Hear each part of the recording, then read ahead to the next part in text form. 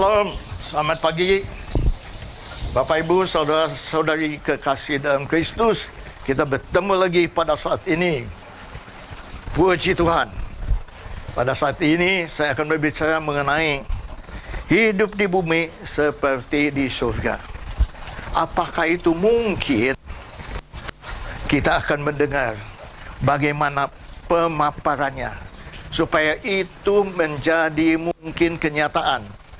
Bukan saja kita hidup pada saat ini seperti di surga, berarti ada sukacita yang luar biasa, ada ketenangan yang luar biasa, ada damai sejahtera yang luar biasa di dalam kehidupan kita.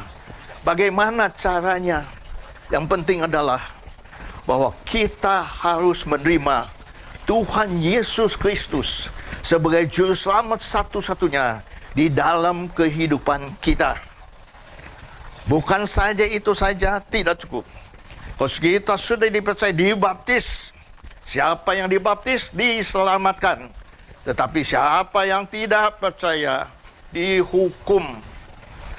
Kita sudah dibaptis, kita sudah menerima kuasa daripada Tuhan. Kita punya power untuk menolak segala yang tidak baik, segala yang jahat di dalam kehidupan kita. Maka itu dalam kehidupan kita ingat baik-baik. Hiduplah bukan dari daging, tapi hidup kita dari roh. Kita menurut daging, taat akan daging. Tapi kalau kita menurut roh, taat akan pimpinan roh dalam kehidupan kita. Kita tahu semua bagaimana kedagingan itu ada di dalam setiap manusia. Maka itu perlu kita singkirkan dengan kekuatan yang Tuhan berikan kepada kita masing-masing.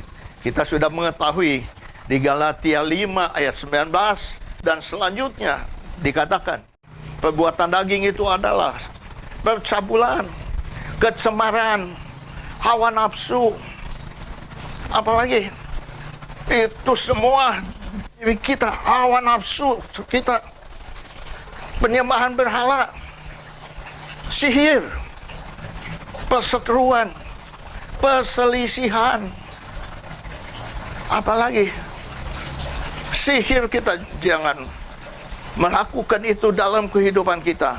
Perseteruan adalah percekcokan. Kita jangan lakukan percekcokan di dalam kehidupan kita. Perselisihan dan iri hati, jangan kita iri hati satu dengan yang lain. Amarah, kepentingan diri sendiri, pencitraan, roh pemecah, kedengkian, punya hati yang dengki, kemabukan, pesta pora dan sebagainya. Kalau ini ada di dalam dirimu, engkau tidak akan mendapat bagian di dalam kerajaan Allah. Maka ini harus dibuang. Mulai introspeksi di dalam diri kita. Apa yang menjadi kedagingan kita di dalam kehidupan kita? Apakah itu percabulan? Apakah itu kecemaran? Apakah itu hawa nafsu? Apakah itu iri hati? Apakah perselisihan di dalam kehidupan kita itu masih berlaku sampai saat ini?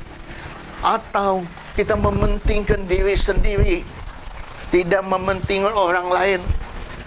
Asal saya senang, asal saya menang, asal saya itu. Mulai saat ini kalau kita mengetahui dengan kuasa yang Tuhan berikan kepada kita, kita usir keluar di dalam kehidupan kita kedagingan. Kita ingin ada buah-buah roh dalam kehidupan kita. Buah-buah roh itu apa? Kasih, sukacita, damai sejahtera, kesabaran, kebaikan, kesetiaan. Itulah kelemah lembutan, penguasaan diri. Itu penting sekali dalam kehidupan kita. Lakukanlah apa yang kita bisa. Mulai step by step kita lakukan. Hari lepas hari kita lakukan evaluasi. Apa-apa saja yang belum kita bisa, minta Tuhan mampukan kita untuk bisa melakukannya. Firman Tuhan Kolose 3 ayat 2 mengatakan, jangan pikirkan yang di bawah, pikirkan yang di atas. Di atas itu apa sebetulnya yang kita pikirkan? Filipi 4 ayat 8 mengatakan demikian. Jadi semua yang benar, semua yang mulia, semua yang adil perlu dipikirkan. Semua yang adil harus dipikirkan. Semua yang benar harus dipikirkan. Semua mulia harus dipikirkan. Apalagi semua yang suci, semua yang manis, semua yang sedap didengar dan disebut kebajikan dan yang patut dipuji, kerjakanlah itu. Semua kita harus melakukannya. Itu yang luar biasa kalau kita bisa melakukannya. Mulai saat ini kita melihat, kita mendengar masalah-masalah, tantangan, pergumulan dalam kehidupan kita. Kita harus mematikan di dalam kehidupan kita apa yang harus dimatikan. Kolose 3 ayat 5, matikanlah, karena itu matikanlah apa yang perlu dimatikan. Percabulan, kenajisan, hawa nafsu, nafsu jahat, dan keserakahan. Itu sama dengan penyembahan berhala. Mulai hari ini direnungkan, apakah ini sudah kita mati atau belum, atau masih hidup di dalam kehidupan kita. Pikirkan yang di atas, bukan yang di bawah. Nah, ini yang di bawah yang harus dimatikan, yang di bawah harus dibuang. Kolose 3 ayat 8, apa yang harus dibuang sebetulnya? Yang harus dibuang adalah di dalam kehidupan kita, marah harus dibuang, geram harus dibuang, kejahatan harus dibuang, fitnah harus dibuang, kata-kata kotor yang keluar dari mulutmu itu pun harus dibuang. Karena kenapa harus dibuang? Karena menurut Imamat 11 ayat 44, supaya engkau menjadi kudus, kuduslah kamu karena aku kudus. Tuhan berkata demikian, karena aku kudus. Jadi bagaimana kita bisa menjadikan di bumi seperti di surga?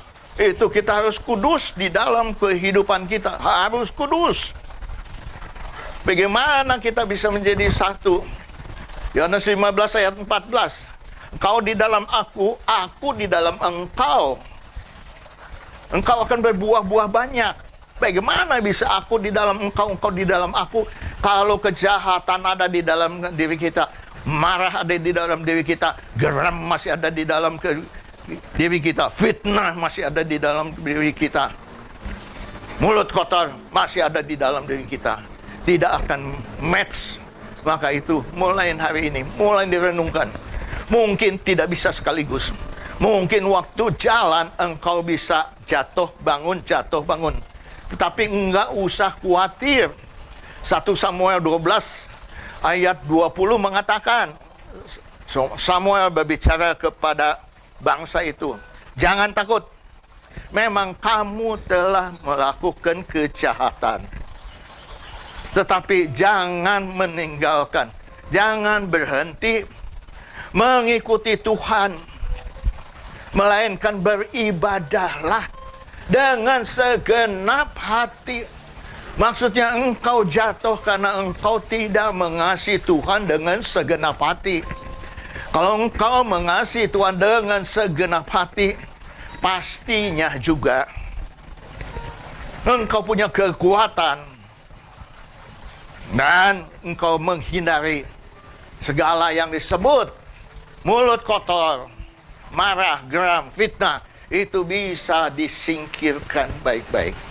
Kolose 3 ayat 16 mengatakan demikian, bahwa perkataan perkataan Kristus dengan segala kekayaannya diam di dalam kamu,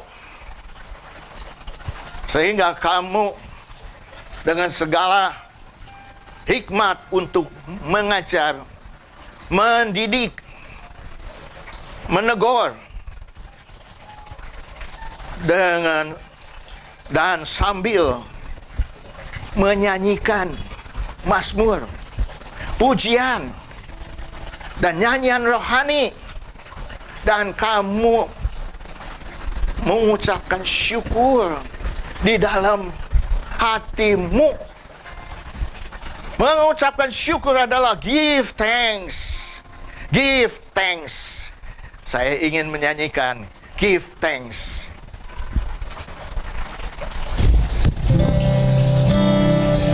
Give thanks with a grateful heart. Give thanks to the Holy One. Give thanks because He given Jesus Christ, His Son. Give thanks with a grateful heart. Give thanks to the Holy One. Give thanks because He given Jesus Christ, His Son. And now let the weak say, I am strong. Let the poor say, I am rich because of what the Lord has done. And now let the weak say, I am strong. Let the poor say, I am rich because of what the Lord has done for us. Give thanks, give thanks, give thanks. Mengucapkan syukur senantiasa. 1 Tesalonika 5 ayat 18 mengatakan mengucapkan syukur di dalam segala hal. Give thanks, mengucapkan syukur. Apapun yang terjadi dalam kehidupan kita, kita ucapkan syukur. Kita ucapkan terima kasih kepada Tuhan. Pasti di balik itu ada makna Tuhan yang mengajarkan kepada kita. Kalau doa-doa kita belum terkabul, belum dikabulkan, kita tahu Tuhan ingin supaya kita sabar. Tuhan ingin kita taat. Tuhan ingin kita setia. Itulah pemikiran kita. Pikir supaya positif dalam kehidupan kita. Ucapkan syukur. Apapun yang terjadi, kita mengucapkan syukur kepada Tuhan. Dalam kehidupan saya mengalami, saya punya penyakit cacar air. Setelah sekian puluh tahun, tidak sembuh penyakit ini. Tapi waktu saya bertobat, saya ingat, saya memiliki penyakit yang tidak bisa disembuhkan. Saya katakan, Tuhan, saya sudah bertobat. Tuhan, saya sudah hidup benar di hadapan Engkau. Tuhan, sembuhkan cacar air saya ini dalam nama Tuhan Yesus. Karena itu kambuh lagi. Sebulan bisa 2 kali kambuh terus bertahun-tahun kambuh terus. Sudah berobat kemana-mana sampai ke luar negeri, ke Singapura, tetap tidak sembuh-sembuh. Ternyata setelah doa saya, 1 bulan tidak keluar cacar air saya. 2 bulan, 3 bulan, saya bersaksi kemana-mana bahwa Tuhan yang saya sembah adalah Tuhan yang ajaib. Tuhan adalah dokter di atas segala dokter yang menyembuhkan saya dari penyakit cacar air ini.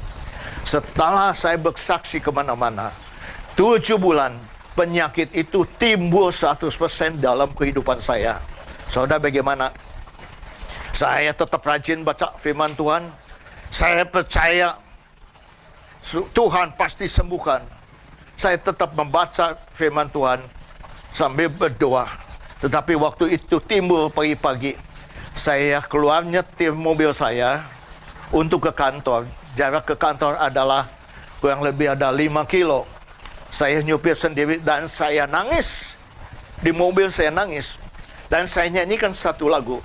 Ku sembah kau Tuhan, ku sembah kau Tuhan, ku puji, ku muliakan namamu Yesus. Ku sembah kau Tuhan, ku sembah kau Tuhan, ku puji, ku muliakan namamu. Sambil bercucuran air mata saya menyupiri. Apakah langsung saya nyanyi langsung sembuh? Tidak. Penyakit itu kambuh lagi, kambuh lagi, kambuh lagi. Tapi saya tetap membaca firman Tuhan.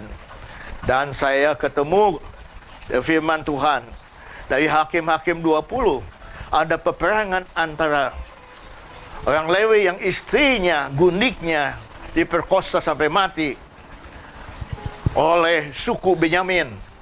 Memang itu suku, salah satu suku Israel juga, bangsa Israel juga. Tetapi mereka tinggal di Gibea dan mereka memperkosa sampai mati. Sehingga orang Lewi ini memberitakan semuanya kepada orang Israel seluruh negeri. Dan mereka berdatangan. Dan mereka datang dan bertanya kepada Tuhan. Tuhan, bagaimana? Apakah saya akan berperang dengan saudara saya, suku Benyamin? Tuhan katakan berperang. Tahu, waktu Tuhan ngomong berperang, hari itu berperang, orang Israel, ya suku Lewi ini, kalah perang. Mereka puasa setengah hari. Dan besok dia bertanya lagi kepada Tuhan. Tuhan bagaimana? Tuhan katakan berperang. Besoknya kalah lagi saudara. Dan mereka nangis. Mereka berpuasa sampai sore. Dan mereka berkumpul bersama-sama.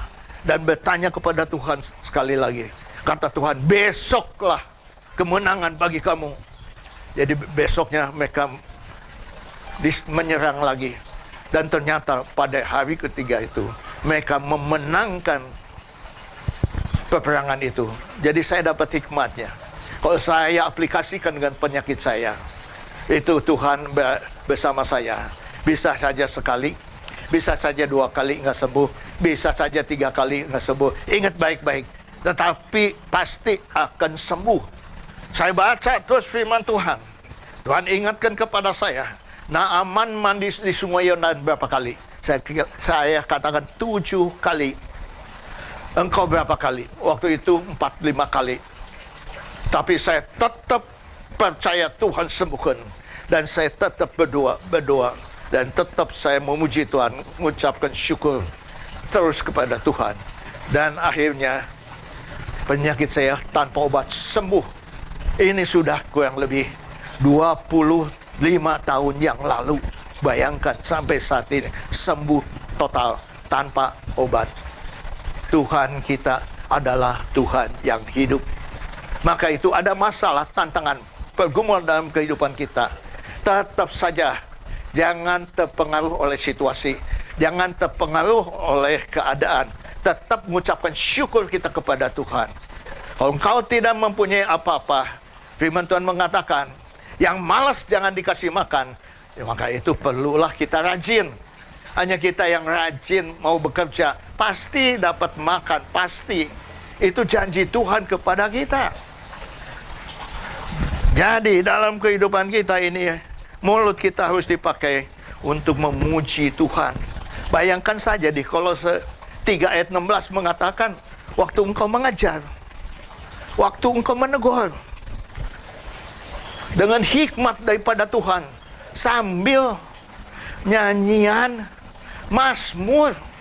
Bayangkan aja, nyanyian Mazmur dan puji-pujian dan lagu rohani. Mazmur itu dulu, orang katakan Mazmur adalah bahwa orang yang main pakai alat harp, string, yang pakai gitar, yaitu ada yang pakai senar. Tetapi kemudian berubah. Mazmur itu adalah nyanyian yang didampingi dengan musik. Itu namanya Mazmur. Kalau himne itu ada tiga karakter. Himne itu adalah nyanyian, satu adalah pujian, satu adalah tujuannya untuk Allah.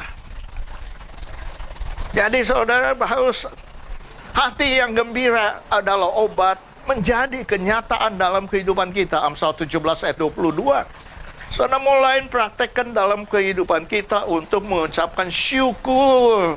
Apapun yang boleh terjadi, kalau itu mengecewakan kita, tanyakan Tuhan, apa hikmat yang terjadi ini? Apa hikmat Tuhan yang berikan, atau pelajaran Tuhan yang berikan kepada saya mengenai hal tersebut? Tuhan pasti menjawabnya.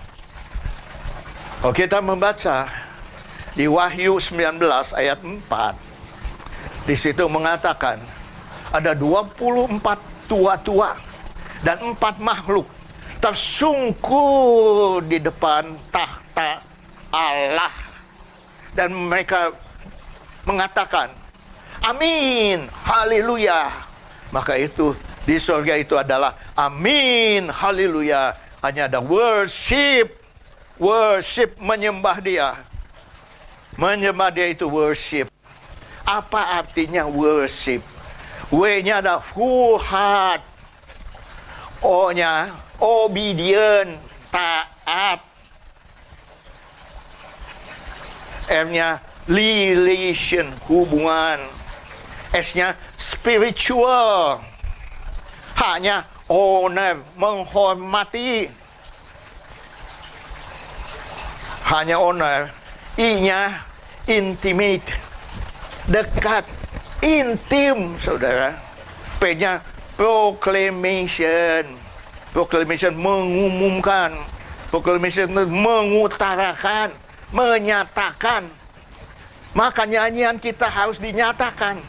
Bukan asal di mulut saja kita ngomong, atau di mulut saja kita nyanyi, tetapi harus dari dalam hati kita, yang punya hubungan kita dengan Allah sendiri. Maka saya katakan, kenapa di bumi seperti di sorga? Kalau engkau ada puji-pujian, ada ucapan syukur terus-menerus sehari lepas hari dalam kehidupan kita, tidak bedanya dengan di sorga. Di sorga hanya ada pujian penyembahan kepada Tuhan. Maka kalau kita mengikuti apa yang perintah Tuhan dalam kehidupan kita, kita hidup di bumi seperti di surga. Luar biasa. Maka itu mulai hari ini, saudara telah mengetahui, belajarlah untuk kita puji-pujian. Karena Tuhan kita patut dipuji, patut dimuliakan, patut diagungkan dengan pujian penyembahan kita semua. Puji Tuhan, haleluya. Saya ingin nyanyikan satu lagu. Hidup ini adalah kesempatan. Hidup ini adalah kesempatan. Hidup ini untuk melayani Tuhan. Jangan sia-siakan waktu yang Tuhan beri. Hidup ini harus jadi berkat. Hidup ini adalah kesempatan. Hidup ini untuk melayani Tuhan. Jangan sia-siakan waktu yang Tuhan beri. Hidup ini harus jadi berkat. Oh Tuhan, pakailah hidupku selagi aku masih kuat. Bila saatnya nanti ku tak berdaya lagi, hidup ini sudah jadi berkat. Oh Tuhan, pakailah hidupku selagi aku masih kuat. Bila saatnya nanti ku tak berdaya lagi, hidup ini sudah jadi berkat. Hidup ini sudah jadi berkat. Saya ingin nyanyikan lagu ini dengan bahasa Mandarin.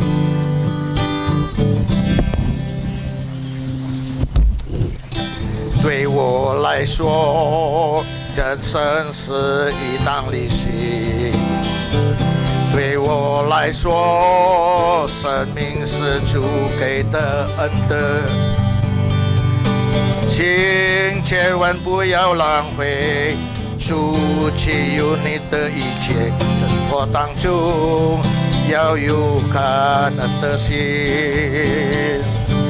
对我来说，生活是一个机会。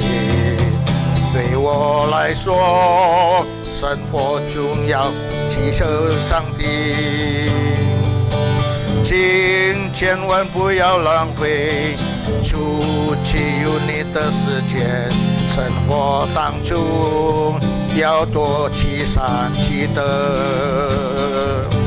哦，上帝，请使用我的生命，当我还有能力的时候，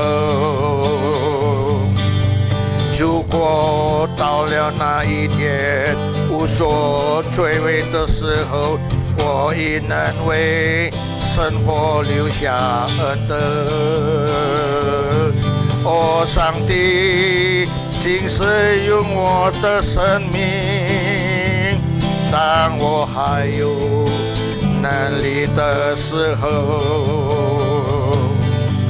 如果到了那一天无所追尾的时候，我亦能为生活留下恩德，我亦能为生活留下恩德，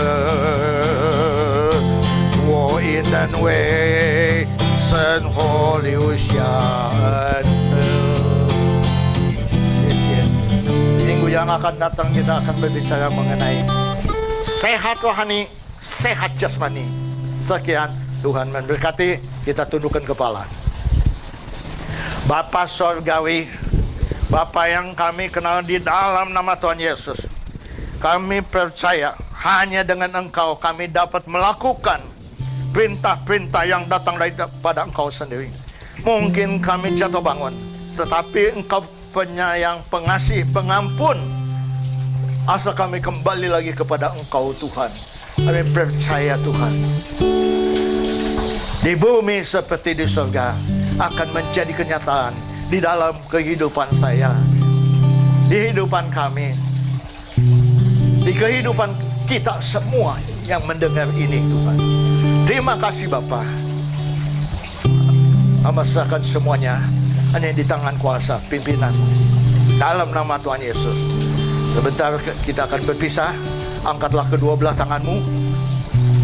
Terimalah berkat anugerah dari Allah Bapa, damai sejahtera dari Yesus Kristus, persekutuan, persatuan, penghiburan dari Roh Kudus yang menghibur dan mempersatukan kami semua yang hadir. Di dalam nama Tuhan Yesus kami telah berdoa dan mengucapkan syukur. Haleluya. Amin. Tuhan memberkati.